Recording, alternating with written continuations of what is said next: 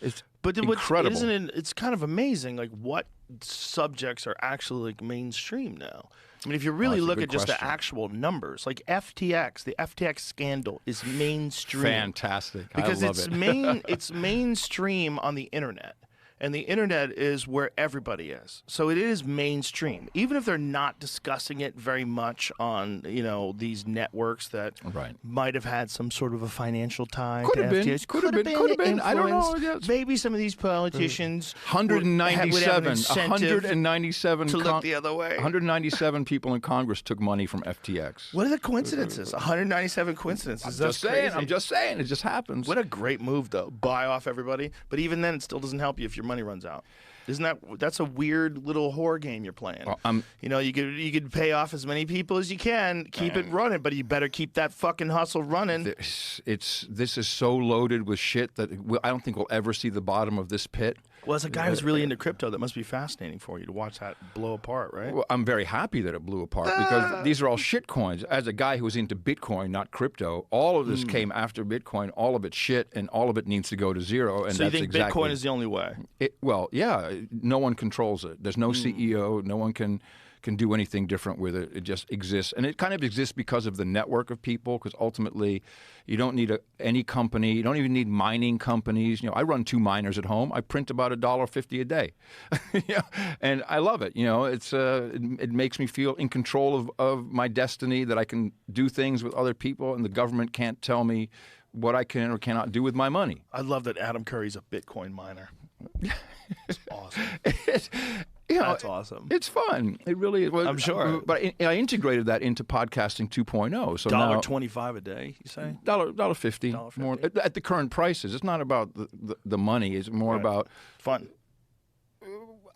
I'm keeping the network alive. I'm part of the network. I'm part of millions of people who believe in what Bitcoin is capable of, and that it's really an escape hatch. When all the shit comes down, if I want to receive value or money, and the government won't let me, or Elon's system won't let me, or PayPal won't let me, whatever it is, I can still transact with someone, and you literally cannot stop that. You cannot stop the transfer of Bitcoin. You can stop buying Bitcoin for dollars. You can stop selling Bitcoin for dollars, but you can't stop me from mining Bitcoin, and you can't stop me from sending it to you or you sending it to me. That can't be. That's unless you turn off the internet, and then it can still work. Yeah. The fluctuations, though, they don't disturb you. Do you think that eventually that will even out and become more rational? Like the idea that it can drop from 70 to 20, is that ever going to balance out? Is it more stable now than it was initially? It's obviously more valuable than it was initially. Yes. Well, if you look at the mathematics of it, it is intended to always increase in value. You know about that dude that lost a hard drive full? He's an idiot. And he's paying them to go through the dump? I literally, the way so if you can remember 12 short words, your Bitcoin is always with you. So I can travel across the world. If I can remember 12 words, and I enter those into any random Bitcoin program, my wallet, my money will come right back. There's some people, I don't believe this, but some people who think that if you remember your 12 words, when you die in the afterworld, you'll still have your Bitcoin. If you remember the 12 words. But that's a very unique feature, that you can go anywhere in the world without any technology or whatever. As long as you can remember 12 words, you can have access to your Bitcoin. That's cool. Someone can get them 12 words out of you. Yeah, of course they can beat it out of you. Yeah, of course, that's a problem. Yeah, it could be nasty. Anybody could just drag your Bitcoin out. They could. But that's why you want to have multiple wallets, and you want to do other things. Jesus, Adam Curry.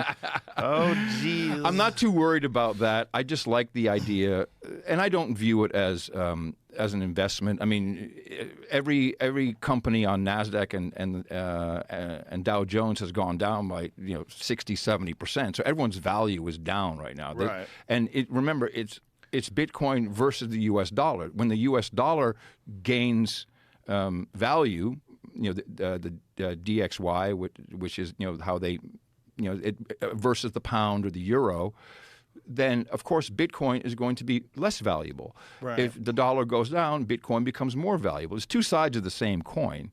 when you look at Bitcoin versus dollars. If you just look at Bitcoin as in Bitcoin, then it's still, if you have a Bitcoin, you still have a Bitcoin.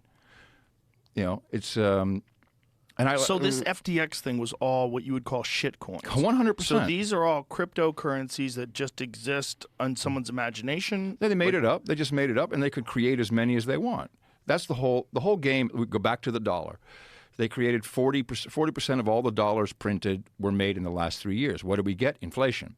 Bitcoin will be 21 million. That's it. And we won't mint the 21st million Bitcoin until 150 years from now. We'll all be dead. So explain to me these crypto shit coins. Like, so anybody can just decide that they're going to start a coin, and then if it gets popular and people are willing to buy it, then it becomes valuable.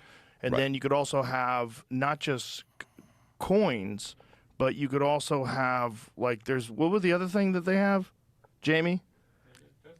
But there's coins and but there's also like, what's that other shit? A token. Same thing. It's the same thing. It's the same thing. It? But the token's not as regulated? No. Oh, well, okay. Isn't a token?